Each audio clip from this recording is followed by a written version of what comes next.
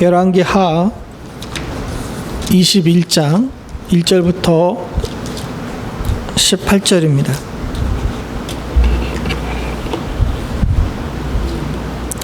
한 절씩 교독하겠습니다. 제가 먼저 1절 봅니다. 므낫세가 왕이 될 때 나이가 12세라 예루살렘에서 55년간 다스리니라. 그의 어머니 이름은 헵시바더라.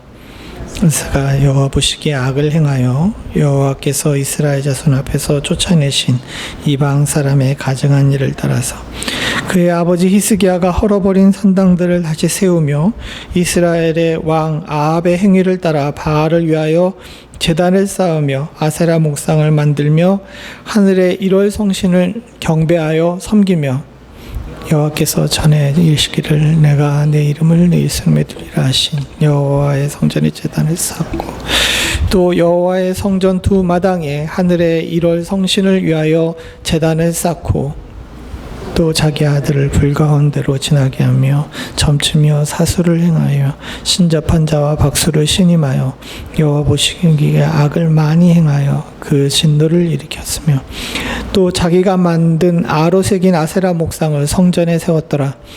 옛적에 여호와께서 이 성전에 대하여 다윗과 그의 아들 솔로몬에게 이르시기를 내가 이스라엘의 모든 지파 중에서 택한 이 성전과 예루살렘에 내 이름을 영원히 둘지라. 만일 이스라엘이 나의 모든 명령과 나의 종 모세가 명한 모든 율법을 지켜 행하면 내가 그들을 발해서는 그의 백성들에게 준 땅에서 떠나 유리하지 아니하리라 하셨으나 이 백성이 듣지 아니하였고 므낫세의 꾀를 받고 악을 행한 것이 여호와께서 이스라엘 자손 앞에서 멸하신 여러 민족보다 더 심하였더라. 그의 종 모든 선지자를 통하여 말씀하여 이르시되 유다 왕 므낫세가 이 가증한 일과 악을 행함이 그 전에 있던 아모리 사람의 행위보다 더욱 심하였고 또 그들의 우상으로 유다를 범죄하게 하였도다. 그러므로 이스라엘의 온 여호와가 말하노니 내가 이제 예루살렘과 유다에 재앙을 내리니 듣는 자마다 두 귀가 울리리라.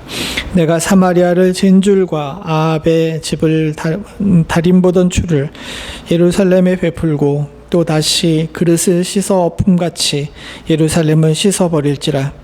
내가 나의 기업에 남은 것을 버려 그들의 원수의 손에 넘긴즉 그들이 모든 원수의 노력거리와 겁탈거리가 되리니 이는 애굽에서 나온 그의 조상 때부터 오늘까지 내가 보기에 악을 행하여 나의 진노를 일으켰음이라 하였더라. 므낫세가 유다에게 범죄하여 여호와 보시기에 악을 행한 것 외에도 또 무죄한 자의 피를 심히 많이 흘려 예루살렘 이 끝에서 저 끝까지 가득하게 하였더라. 므낫세의 남은 사적과 그가 행한 모든 일과 범한 죄는 유다 왕 역대지락에 기록되지 아니하였느냐. 므낫세가 그의 조상들과 함께 잠에 그의 궁궐 동산 곧 우사의 동산에 장사되고 그의 아들 아몬이 대신하여 왕이 되니라. 아멘. 오늘 우리가 함께 나눌 왕은 므낫세입니다. 근데 이 므낫세는 우리가 좀 복합적으로 생각을 해야 돼요. 왜 그러냐 하게 되면 독일의 유명한 신학자 에른스트 크나우르라는 사람이 있는데 이름 발음이 어렵죠. 그 사람 이름까지 알 필요가 없는데 그 사람이 그런 얘기를 했어요. 좋은 왕의 기준이 평화와 안전, 번영을 가져온 왕이라면 므낫세는 유다의 왕들 중에서 가장 훌륭한 2명의 왕 중에 한 명이다라고 이야기했습니다. 이 2명의 왕 중에 한 명이라고 이야기하면서 평화와 안전, 번영을 가져온 왕이라 그랬어요. 이 므낫세가 12살의 왕이 됐거든요. 12살의 왕이 돼가지고 55년간 통치했습니다. 근데 이때 성경에는 악한 왕이라고 나와 있지만 고고학적 사료를 보게 되게 되면 유다가 굉장히 번영했던 것 같아요. 그리고 좀 평화스러웠고요. 그렇죠. 저 55년 동안 전쟁이 딱 한 번 있었습니다. 그건 굉장히 저 동네에 있어서는 굉장히 특이한 일이에요. 저 동네도 대한민국처럼 이렇게 전쟁이나 외침이 좀 많은 지역인데 실제적으로 보게 되면 우리나라와 비길 데가 없을 정도로 전쟁이 빈번했던 지역입니다. 그래서 10년에 한 번꼴, 어떤 학자에 따르게 되면 7년에 한 번꼴 정도로 이렇게 전쟁이 일어났다 그럴 정도인데, 저 55년 동안 사실상 전쟁이 딱 한 번밖에 없었어요. 그래가지고 굉장히 평화로웠던 그런 시대를 살았던 왕입니다. 그래서 이 에른스트가 얘기한 것처럼 좋은 왕의 기준이 평화와 번영 그리고 안정이라 그러게 되면 므낫세는 유다의 왕 중에서 손가락 안에 꼽히는 그런 사람이었어요. 근데 여러분들 이 말에 속지 마십시오. 에른스트 크라우프가 2명의 왕 중에 1명이라 그랬는데 나머지 1명의 왕이 누군지 아십니까? 누굴 것 같아요? 헤롯이에요. 헤롯. 즉 그 얘기는 뭐냐면 인간의 눈에 볼 때는 안녕과 번영 그리고 평화를 가져온 왕일지 모르지만 그게 성경적 기준들은 그렇지가 않다는 거죠. 참 근데 므낫세에 대해서 우리가 본론에 들어가기 전에 조금 이 사람에 대해서 좀 알고 또 이 사람의 형편에 대해서 알아야 될 필요가 있어요. 그래야 우리는 오늘 말씀이 조금 더 잘 들어옵니다. 왜냐하면 우리가 지금 열왕기서 21장을 읽었지만 요와 대응되는 역대하 33장에 보게 되면 므낫세에 대한 기록이 조금 더 나와요. 그러니까 그 얘기까지 다 알려면은 이 사람의 상황이 어떤지를 우리가 알아야 되는데, 우선 엄마가 헵시바였습니다. 어머니가 헵시바인데 헵시바의 이름이 뜻이 뭡니까? 여호와께서 너를 기뻐하실 것이다. 이사야 62장에 나오는 헵시바와 뿔라에서 나온 겁니다. 저 헵시바라는 단어가 이사야가 자신의 선지서에 쓸 정도로 굉장히 신앙적인 단어인데, 그만큼 엄마가 믿음 안에서, 어머니 집안도 믿음 안에서 있던 집안이에요. 그러니까 아버지가 히스기야고 엄마가 헵시바예요. 그러니까 하나님 앞에서 기도로 생명을 구한 왕이고 또 한 사람은 하나님께서 기뻐하시는 사람인데, 이 두 사람 사이에서 태어난 므낫세란 말이에요. 그것도 아버지가 죽다 살아나가지고 간신히 얻은 정말 금지옥개과 같은 그런 자녀였습니다. 얼마나 애지중지 하나님 말씀대로 잘 키우려고 노력을 했겠어요.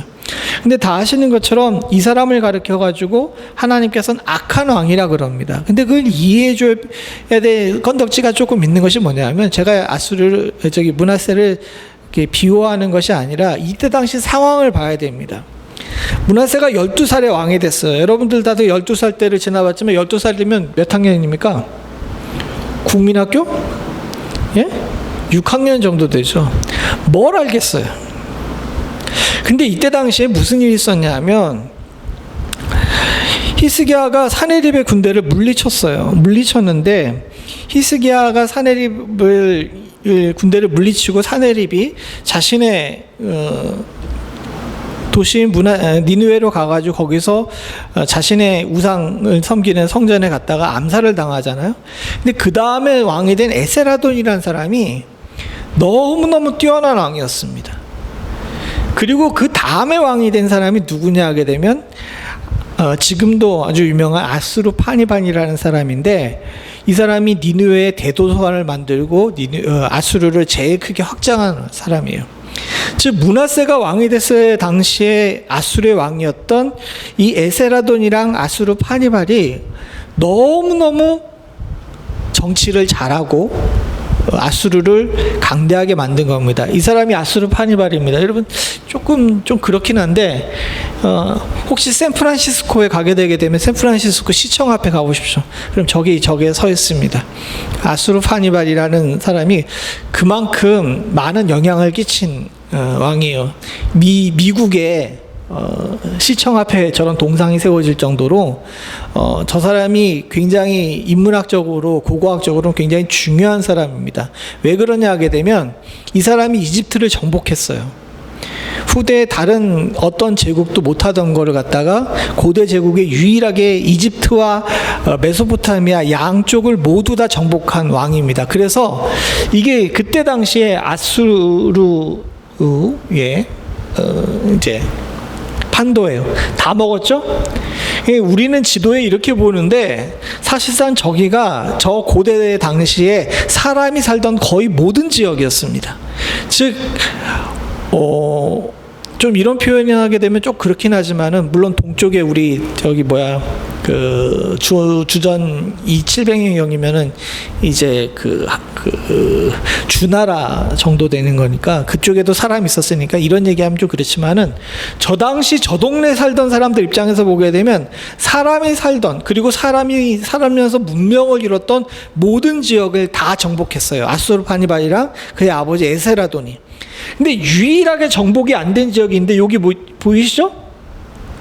유다만 정복이 안 돼 있습니다. 실제로 저들 지도에 보게 되게 되면 저기만 독립이 되어 있는 거예요. 아마 사내립 때 이 아수르파니발의 아버지인 에세라돈 아버지가 사내립인데, 사내립 때 너무 왕창 깨져서 그런지 모르지만 저기 저 유다만 반 독립국으로 남겨놓고 메소포타미아 지역과 이집트 지역 전체를 갖다가 다 먹은 겁니다. 근데 여러분들 이런 상황인데 유다가 아수르 눈치를 안 볼 수가 있어요? 눈치를 안 볼 수가 없죠. 그런데다가 새로 왕이 등극했는데 므낫세 나이가 몇 살? 12살이에요. 12살의 왕이 오른 므낫세 입장에서 보게 되면 아버지처럼 반 아수르 정책을 펼 수가 없는 겁니다. 그러니까 므낫세가 아버지의 정책을 뒤집었어요. 반 아수르 정책을 계속 펴던, 그래서 유다의 독립을 굉장히 주장했던 이 히스기야가 죽고 나니까 므낫세 입장에서 보게 되면 자기는 나이도 어리고 정치적인 배경도 없고 아버지만큼 이렇게 뭐라 그래야 되나 믿음도 뛰어나지 않은 상황인데 세상은 전부 다 누구예요? 아수르 꾼 거예요. 자기 혼자 지킬 수가 없는 상황이 되니까 이 므낫세가 정책을 뒤집은 겁니다. 반아수르에서 친아수르로. 그래서 아수르가 하라는 일들은 뭐든지 다 한 거예요. 그래서 이 니느웨가 여기 수도인데, 저 니느웨의 점토판 발굴된 것을 보게 되면 니느웨 지역을 다시 재정비하는 데에 있어가지고 사방에서 공물을 받아가지고 건축 재료들을 받아가지고 그걸 재건했는데, 그때 이 므낫세가 이름이 나와요. 유다 왕 므낫세가 얼마만큼 보냈다는 이게 나옵니다. 그러다 보니까 니느웨에 있는 아수르 입장에서 보게 되게 되면 비록 반독립 상태이긴 하지만 그 어떤 나라보다 자기 말 잘 듣는단 말이에요. 그러다 보니까 이 유다 지역에 대해서 특혜를 줬어요. 특혜를 줘가지고 제국의 어떤 지역보다 훨씬 더 우대했을 뿐만 아니라 소위 말해서 곡물의 양도 적게 이렇게 책정돼서 므낫세가 친아수르 정책을 피는 과정 동안에 유다가 굉장히 많이 이득을 받습니다. 아수르 입장에서도 보게 되면 자기 아버지 할아버지 때 가갔다가 20만에 가까운 병사가 죽었던 나라인데 이 나라가 그냥 숙이고 들어오니 얼마나 좋아요. 그러니까 이뻐 보이니까 이 므낫세가 통치하는 55년 중에서, 여기 55년이라고 그랬잖아요. 55년 중에서 44년 동안을 굉장히 이 유다를 우대한 거예요. 우대해가지고 이 아까 전에 에른스트가 말한 것처럼 유다가 굉장히 번영했습니다. 근데 이 번영에는 대가가 필요했어요. 무슨 얘기냐 하게 되면 그 당시에 그 번영을 누리면서 아수르가 내건 조건이 뭐냐면 너희가 나의 통치에 순종하는 증거를 보이라 라고 이야기하면서 아수르에 있던 온갖 신들, 특별히 1월 성신 신들을 섬길 것을 요구한 겁니다. 므낫세가 이것을 거부 안 한 거죠. 왜? 정치적인 안정이 필요했거든요. 또 공물을 적게 바치니까 우리가 세금이 많이 거치고 물자가 풍성해지니까 주변에 있던 여기 페니키아죠, 두로와 이쪽 지역에 있던 상인들과 거래를 하면서 이 상인들과 거래할 때 우리는 지금 이해가 안 가지만 저 당시 상인들은 신을 교류해야지만 거래를 했답니다. 그러니까 이때 유다가 올리브와 포도주가 굉장히 많이 이렇게 됐다는데 그 올리브와 포도주를 팔아먹으려면은 이 두로와 페니키아에도 있던 신도 데리고 와야 되는 거예요. 우리가 이 성경에는 이제 하나님의 성전에 이런 뭐 아세라 같은 것들이 섰다라고 이야기했지만, 반대로 그 발굴해 보게 되면 두로와 시돈 지역에 여호와의 제단이 있어요. 그러니까 서로 이렇게 교환을 한 겁니다. 그러니까 므낫세 입장에서 보게 되면은 세상이 온통 아수르니까 아수르의 정치적인 이런 것들, 또 경제적인 이런 것들에 편승하기 위해서 저런 모든 것들을 받아야 됐던 거죠. 그런데 하나님은 그렇게 생각하지 않았어요. 그걸 악이라고, 악행이라고 얘기하셨습니다. 그 악행에 대해서 성경은 아주 구체적으로 얘기해요. 뭐라고 얘기하냐면 2절에 보게 되면 이방 사람들의 가증한 일을 따랐다 그럽니다. 므낫세 입장에서 보게 되면 자기가 살기 위해서 택한 거지만, 하나님 입장에서 보게 되면 그것이 이방 사람의 가증한 일이었던 거예요. 그 가증한 일의 구체적인 내용을 보게 되게 되면 뭡니까?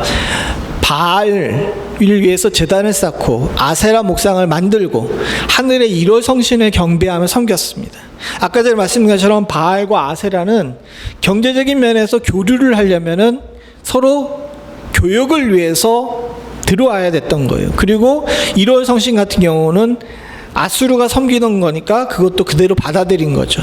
그리고 4절에 보게 되게 되면 여호와의 성전들에 이런 제단들을 쌓은 겁니다.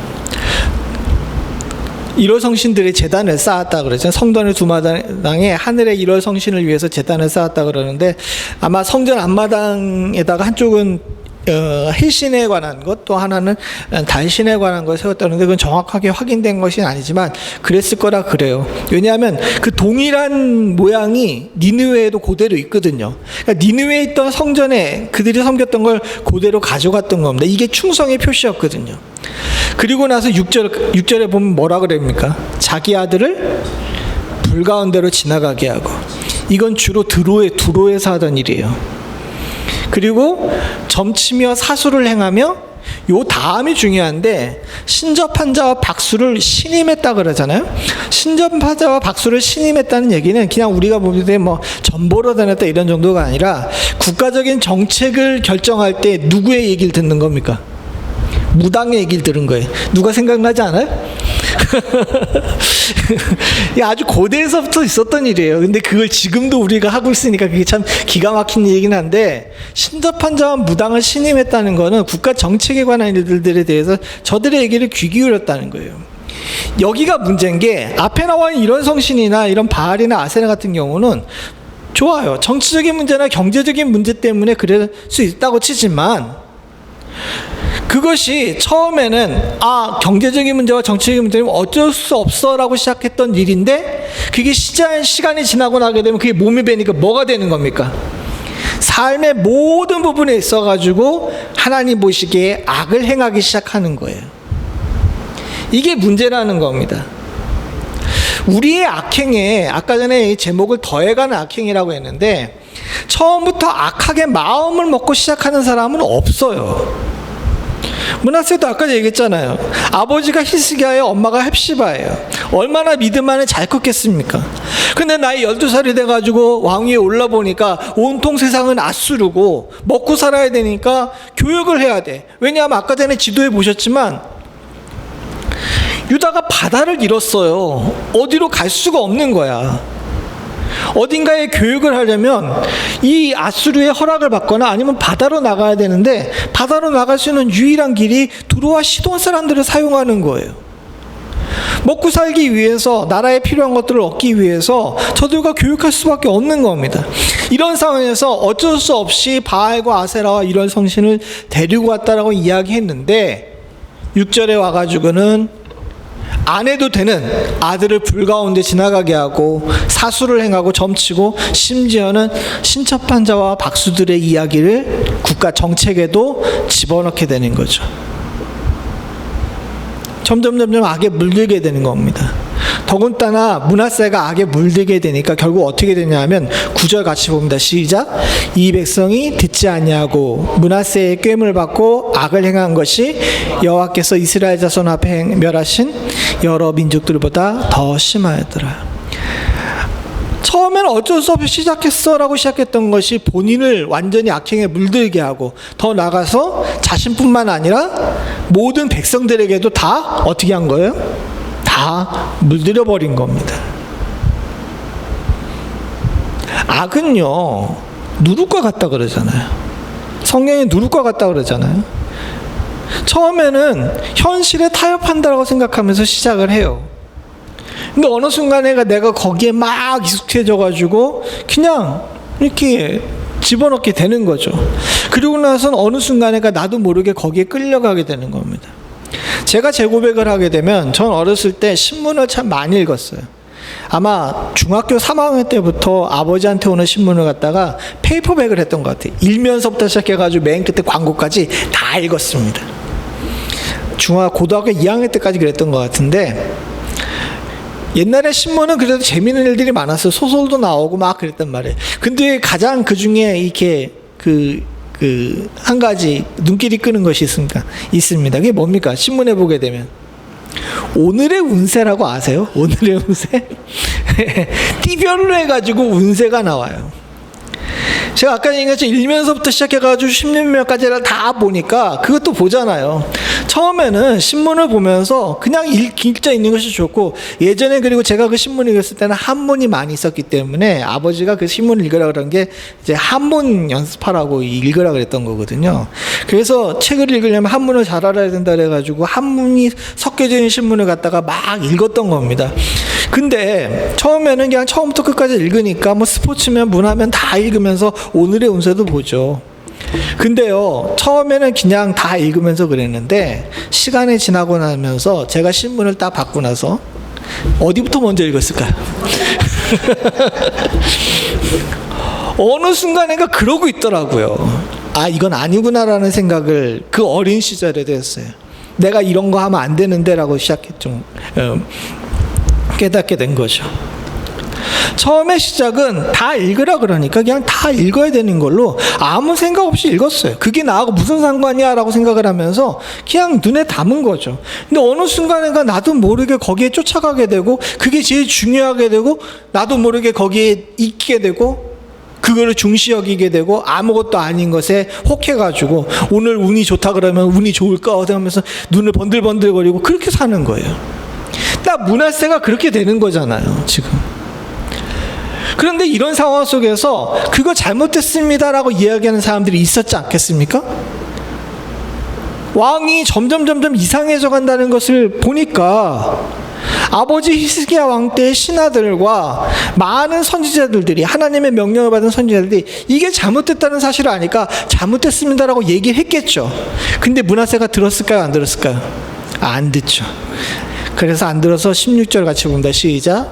문하세가 유다에게 범죄하여 여호와 보시기에 악을 행한 것 외에도 또 무죄한 자의 피를 심히 많이 흘려 예루살렘의 이 끝에서 저 끝까지 가득하게 하였더라. 요세푸스와 유대 전승에 따르게 되면 문하세가 이렇게 반아수르 정책에서 친아수르 정책으로 바뀌었을 때, 소위 말해가지고 귀족계층들과 또 그 아버지의 신하들인 귀족계층들과 선지자들이 굉장히 많이 이 부분에 대해서 왕의 문제를 지적을 했답니다. 근데 참 놀랍게도 이 문하세가 그 어린 나이임에도 불구하고 다 죽였어요. 심지어는 이사야가 통나무 안에 갇혀가지고 토백혀서 죽임을 당했습니다. 그래서 문하세 왕 초기에, 아마 문하세가 한 20살이 되기 전이었던 것 같은데, 초기에 이사야가 순교를 해요. 이 이사야를 쉽게 볼 일이 없는 게, 아시다시피 그 아버지 세대 때 그가 놀라운 이적을 많이 행했잖아요. 아버지의 목숨을 살리는 게 하나님께서 주셨지만 그가 하나님의 도구로 무화과 뭉치를 올려놔가지고 이제 살린 거 아닙니까? 그렇기 때문에 명성이 자자했을 뿐만 아니라 이사야는요, 왕족이었어요. 촌수로 따지게 되게 되면 아마 할아버지, 증조할아버지 뻘 되는 것 같습니다, 문하세한테는. 그런데도 불구하고 이사야를 죽였어요. 그러니까 이사야가 순교할 정도니 누가 그 앞에서 옳은 소리 했다고 해서 목숨을 건질 수가 있었겠습니까? 다 죽였습니다. 그래서 이 성경의 표현 나온 그대로 이 표현이 예루살렘의 이 끝에서부터 저 끝에까지 피가 가득하다는 표현이 여기만 나온 것이 아니라 요세푸스에도 나와요. 므낫세가 굉장히 많은 숙청을 해가지고 거의 그 반란에 이르는 정도로 이렇게 사람들을 많이 죽였답니다. 정리를 해보게 되면 처음에는 형편과 처지 때문에 시작했던 악행이 어느 순간에가 익숙해지고 그걸로 다른 사람에게 전할 뿐만 아니라 그 악행을 지키기 위해서 다른 사람의 무고한 생명까지도 죽이는 일을 벌이게 되는 거예요.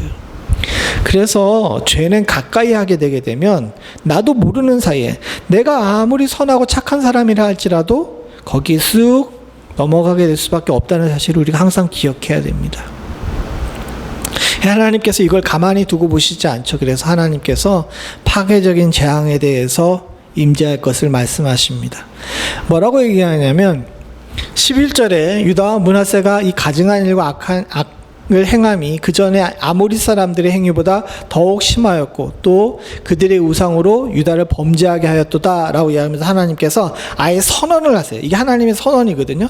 그 다음에 12절 같이 봅니다. 시작. 그러므로 이스라엘의 하나님 여호와가 말하노니 내가 이제 예루살렘과 유다에 재앙을 내리니 듣는 사람마다 두기가 울리리라. 여기 두기가 울리리다를 오늘의 제목으로 삼았는데 이 두기가 울리리라라는 이 말의 뜻은 뭐냐면 므낫세가 당하는 일을 보고 다른 모든 사람들이 두려움에 떨 만큼 엄청난 재앙이 임재할 거다라고 이야기를 하는 겁니다. 그리고 나서 13절에 보게 되게 되면 다림추라는 이야기가 나와요. 사마리아를 잰 줄과 아람의 집을 다림 보던 추를 예루살렘에게 베푼다라고 나오는데 다림추가 뭔지 아십니까? 여러분들이 모르실 것 같아가지고 요겁니다. 요거 건축할 때 이렇게 해가지고 이게 지금 수직을 맞나 이렇게 하는 거예요. 벽을 쌓을 때 저거를 잘해야 됩니다. 그래야 벽이 이렇게 삐뚤러 세워지지 않고 이렇게 되는데 그 얘기는 뭐냐 하게 되면 다림추를 놓는다라는 이야기는 너 똑바로 서 있는지 안 서 있는지를 보고 여기 똑바로 서 있지 않겠다면 어떻게 되는 겁니까? 여기 밑에 표현이 나오는데 그릇을 씻어 엎음같이 예루살렘을 씻어버린다니까. 그냥 똑바로 안 섰으면 무너뜨려야 되는 거예요. 저도 어렸을 때 대학에 다닐 때 이제 노가다를 해봤는데 노가다 하게 되면 벽돌 쌓는 일들이나 이런 것들을 하거든요. 근데 전 굉장히 쉬워 보였어요. 그러다 보니까 군대를 갔더니 행정보호관이 그 벽돌 좀 쌓아본 사람 그런 거예요. 근데 아무도 손을 안 들어. 그럼 노가다 좀 해본 사람 그러니까 제가 손을 들었거든요. 그래서 제가 이제 벽돌 쌓으러 갔죠. 가는데 이 벽돌 쌓는 게 생각보다 쉽지가 않아요. 저 다림줄이랑 수평을 맞추는 것을 딱 맞춰가지고 쌓아야 되는데 제가 행정복관이라고 쌓는데 저 다림줄을 띄우질 않았던 거예요. 그러니까 어떻게 됐냐면 벽이 어떻게 된 겁니까? 이렇게 선 거지. 무너질 정도는 아닌데 누가 봐도 얘가 잘못된 거를 알게 된 거예요. 왜? 쌓을 때는 몰랐어요. 처음에 했는데 조금씩 삐뚤삐뚤해지더니 이제 마지막에 가가지고 이렇게 원된 겁니다. 결국 어떻게 했습니까? 다시 무너뜨리고 다시 쌓아야죠. 다음날 다시 쌓았어요. 다음 다림줄을 갖다 놓고 다시 쌓았어요. 수평 맞춰가면서. 여기 다림줄을 띄운다는 것은 너 똑바로 가지 않았으니까 하나님께서 거기에 대해 가지고 벌하시겠다는 겁니다. 근데 그 벌이 어떻게 되냐면 그릇을 씻어버림 같이 씻어버릴 거다라고 이야기해요. 그리고 14절 마지막에 보게 되면 모든 원수에게 노략거리와 겁탈거리가 되게 하겠다라고 말씀하십니다. 실제로 그런 일이 벌어집니다. 44년 동안 아수르에 붙어가지고 므낫세가 잘 지냈어요. 그래서 므낫세가 아수르 왕에게 굉장히 이쁨 받는 왕이었습니다. 그런데 무슨 일이 벌어졌냐면 BC 651년경에 44년이 지난 다음이죠. 다음에 이 아수르 파니발의 형이 반란을 일으켜요. 바벨론에서. 반란을 일으키는데 이 므낫세가 반란의 연루가 된 거야. 연루가 돼가지고 이 므낫세를 갖다가 그 아수르가 침입해가지고 잡아가게 됩니다. 근데 잡아가는데 이게 굉장히 비참하게 돼요. 11절에 역대하 33장 11절인데 여호와께서 아수르 왕의 군대 지휘관들이 와서 치게 하심에 그들이 므낫세를 사로잡고 쇠사슬로 결박하여 바벨론으로 끌고 간지라라고 이야기합니다. 근데 정확하게 번역하게 되면 저 군대의 지휘관들이 므낫세를 갈고리로 끄집어내서 노쇠 사슬에 묶어서 끌고 갔다라는 겁니다. 여기 바벨론으로 끌고 갔다는 것은 니느웨가 수도인데 바벨론으로 끌고 갔다는 것은 아스루파니발의 형이었던 이 사람이 바벨론에서 반역을 일으켰거든요. 그러니까 아스루파니발이 뭘 의심했냐 하게 되면 얘가 혼자 반역할 리가 없으니까 얘랑 친하게 지냈던 다른 사람들이 있을 거다. 근데 딱 므낫세가 걸린 거예요. 그래가지고 거기까지 끌려간 겁니다. 근데 저 당시에 아수르는 어떻게 끌고 갔냐면 이 콧뚜레를 뚫어가지고 갈고리에 걸어서 끌고 갔어요. 그 얘기는 뭐냐 하게 되면 쇠사슬로 이렇게 묶은 다음에, 그러니까 노쇠사슬로 묶은 다음에, 여러분 노쇠사슬이 굉장히 무겁답니다. 그 묶고 나서 코에다가 갈고리를 걸어가지고 예루살렘서부터 바벨론까지 걸어가게 만든 겁니다. 엄청난 일을 당한 거죠. 그러니까 앞에 나와 있던 이 노략거리와 겁탈거리, 그리고 두기가 울리는 사건이 일어나게 된 겁니다. 이게 굉장히 충격적인 사건인 게 왜냐하면 므낫세가 44년 동안 아수르 밑에서 이렇게 잘 비벼가지고 그가 크게 번영을 누리던 것이 온 동네 사람들에게 굉장히 큰 일이었어요. 이 성경에는 안 나와 있지만 고고학적 자료에 보게 되면 므낫세 이름이 굉장히 많이 나옵니다.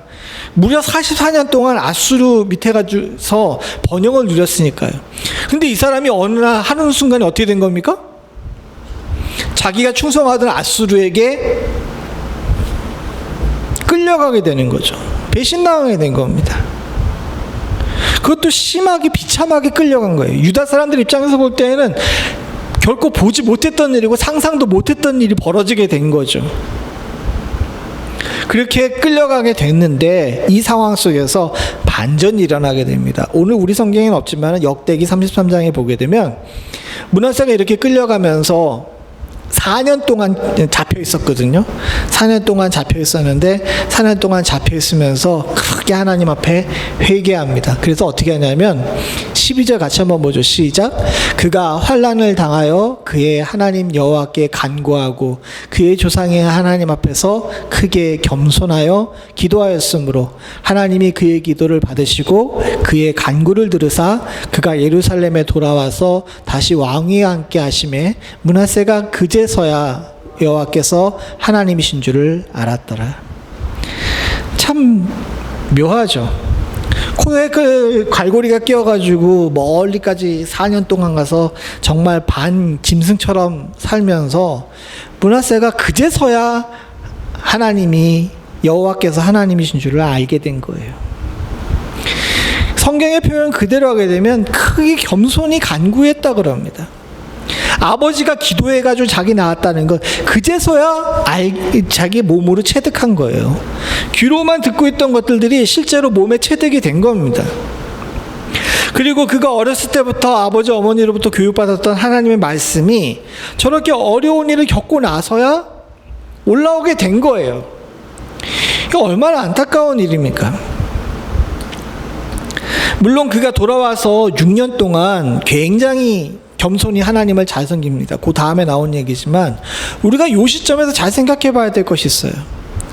므낫세가 어머니 아버지로부터 받았던 그 믿음의 교육대로 잘 지켰으면 저런 일을 안 당했겠죠.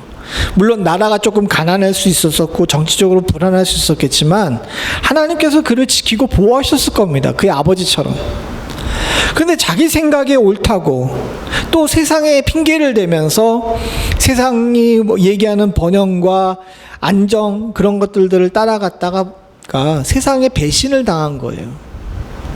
그리고 나서 그제서야 하나님이신 줄을 하나님을 찾게 되는 거죠. 딱 누구 얘기 같습니까? 바로 우리 얘기 아닙니까? 세상의 성공, 번영, 세상의 탓을 하면서 세상이 이러니까 나도 적당히 맞춰가지고 살아야지라고 생각을 하면서 세상에 타협하면서 점점 하나님의 법에서 물러났던 우리들이 어느 순간에가 딱 한번 얻어맞고 나서야 이렇게 살면 안 되겠구나라는 것을 깨닫고 돌아오는 모습이죠. 므낫세도 그렇게 된 겁니다. 그리고 나서 6년 동안 다시 돌아와서 6년 동안 왕 노릇하면서 그가 아버지가 했던 대로 그 놀라운 하나님 앞에서 성실하게 삽니다. 14절에서부터 보게 되게 되면 이 사람이 와가지고 어떤 일을 했는지를 얘기합니다. 다윗성에 외성을 쌓고 매우 높이 쌓고 또 모든 견고한 성읍들의 군대 지휘관을 두고 이제 정신 차린 거예요. 내가 아수르한테 빌붙어가지고 안정을 찾았는데 그럴 때가 아니구나. 우리가 스스로 지킬 수 있는 힘을 찾아야 되겠구나라는 것을 하면서 그때부터 국방력에 힘쓰게 되는 거죠. 그리고 나서 15절 같이 한번 보죠. 시작. 이방신들과 여호와의 전에 우상을 제거하며 여호와의 전을 건축하는 사내와 예루살렘에 쌓은 모든 제단들을 다 성 밖에 던지고, 다 자기가 44년 동안 쌓았던 거야.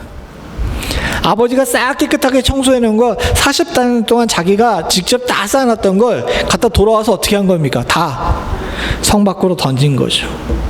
그리고 나서 여호와의 제단을 보수하고 화목제와 감사제를 그 제단 위에 드리고 유다에 명령하여 이스라엘 하나님 여호와를 섬기라고 하매라고 이야기했는데 그 다음이 좀 애매하죠. 17절 같이 봅니다. 시작. 백성이 그의 하나님 여호와께만 제사를 드렸으나 아직도 산당에서 제사를 드렸더라. 백성이 말을 안 들은 거예요. 왜? 므낫세가 44년 동안 백성들을 다 버려놨거든. 그러니까 왕이 크게 깨닫고 돌아와가지고 하나님만 섬기자라고 이야기했는데 사람들이 하나님을 섬기긴 하지만 여전히 뭐 한 겁니까? 산당에 가서 우상들에게 제사를 지내고 있는 거예요. 악에 물든 것은 완전히 지워지지가 않습니다. 이게 참 안타까운 일이죠. 사랑하는 성도님들, 우리가 그제서야 하나님을 안다라는 것, 이거 우리가 우리 인생 속에서 참 생각해 볼 문제입니다. 므낫세는 어떻게 보게 되면 이해할 만한 사람이에요. 아까 전에 말씀드린 것처럼 12살에 왕이 올라가지고 시대 환경과 또 국가의 처지를 볼 때 므낫세가 택한 길은 오늘날 기준으로 봤어도 참 잘한 일이라고 생각할 겁니다. 그러나 사랑하는 성도님들, 영적인 부분에서 볼 때 꼭 육적인 부분에서의 그런 문제가 영적인 부분에서도 옳은 일은 아니라는 거예요. 우리는 교회에 다니면서 세상에서도 성공하길 바랍니다. 물론 그 좋죠. 그러나 사랑하는 성도님들, 때로는 두 개가 별개로 갈 때도 있어요. 그럼 둘 중에서 어느 쪽을 택해야 될까요? 세상과 타협하면서 점점 악에 물들어가는 므낫세의 방법입니까? 아니면 끝까지 자리를 지켜 하나님 앞에서 놀라운 역사를 누리는 히스기야의 길입니까? 므낫세처럼 뒤늦게 그제서야 하나님인 줄 아는 그런 일들이 벌어지지 않으려면 우리가 주 안에서 무엇이 바르고 옳은지에 대한 명확한 기준을 세우고 세상이 말하는 번영과 세상이 말하는 평화에 유혹되지 않아야 될 줄로 믿습니다. 므낫세는 결국 6년 만에 돌아온 지 6년 만에 이와 같은 다시 종교개혁을 일으키고 죽어요. 그런 다음에 그는 궁궐 동산, 곧 우사의 동산에 묻혔다라고 이야기합니다. 보통 다윗의 묘실에 묻힌다라고 이야기하는데 이 므낫세는 거기 안 들어갑니다. 역대기에도 마찬가지. 역대기에도 33장 20절에 보게 되면 열조와 함께 누움에 그의 궁에 장사됐다라고 이야기합니다. 므낫세 기록에 따르게 되게 되면 므낫세가 저렇게 한 것은 자기는 열조의 묘실에 들어갈 만한 자격이 안 된다고 유언에 자기는 거기 집어넣지 말라 그랬답니다. 왜냐하면 앞에 나온 것처럼 이가 하나님 앞에 크게 겸손했다 그랬잖아요. 돌아온 세월 44년 그리고 포로로 갔던 그 5년을 생각해 보니까 자기는 왕의 묘실에 묻힐 만한 그런 존재가 안 된다고 반성을 한 겁니다. 그럴 정도로 겸손하게 죽었긴 했지만 이미 엎질러진 물이잖아요. 백성은 악에 물들었고 그 악에 물든 사람 중에 대표적인 사람이 므낫세의 아들인 아몬입니다. 우리가 다음에 보긴 하지만 아몬도 아버지가 했던 것처럼 똑같이 악한 행동들을 해요. 사랑하는 성도님들, 우리가 지금 어떻게 살고 있는지를 잘 봐야 될 줄로 믿습니다. 우리가 예수를 믿는다고 하면서 우리 자녀들에게 또 우리 주변에 예수 믿음에도 불구하고 세상과 적당히 타협하면서 악에 물들어가는 모습을 보여준다면 안타까운 이야기지만 나뿐만 아니라 우리 주변, 특별히 자식까지 죽이는 일이에요. 뒤늦게 겸손해지고 뒤늦게 회개하고 뒤늦게 돌아온다 할지라도 이미 물들어놓은 그 검정물은 온전히 다 빠지질 않습니다. 그러니 성경의 말씀 그대로 악은 모양도 닮지 않을 줄 아는 지혜가 우리 가운데 있어야 될 줄로 믿습니다. 므낫세는 55년 동안 왕이 올랐습니다. 악하게 시작했지만 겸손한 왕이고, 그래서 많은 성경학자들이 므낫세를 향해서 참 안타까운 마음을 느껴요. 만약에 조금만 주변의 환경이 좋았다면 므낫세는 참 좋은 왕이 됐을 거라는 그런 말들을 많이 합니다. 그러나 다 그것은 가정이고요. 결과는 성경이 그를 악하다라고 이야기하잖아요. 우리도 마찬가지입니다. 하나님 앞에 가가지고 핑계댈 수가 없어요. 세상이 너무 힘들다 보니 주님 뜻대로 살지 못했습니다 라고 이야기하는 것 하나님께 통할까요? 우리가 그 부분에 대해서 잘 생각하고 반성해 봐야 될 것 같습니다. 저도 말씀을 준비하면서 므낫세에 관해서 참 많은 생각을 하게 되더라고요. 그가 가졌던 고민도 있었을 거고, 그가 어쩔 수 없이 택했던 여러 가지 것들도 있었을 겁니다. 아마도 스스로 점점 악에 물들어가는 모습을 보면서 갈등하고 번민하지 않았을까요? 아마 그랬기 때문에 후에 그가 큰일을 당했을 때 하나님 앞에 빨리 회개하고 겸손하게 됐을지도 모르겠습니다. 그러나 어쨌든 결과로 볼 때 그의 인생은 잘 되고 잘 가는 것 같았지만 결국 망한 인생이었고 악한 인생이었고 나라를 망하게 만드는 길이었음을 우리가 기억해야 될 줄로 믿습니다.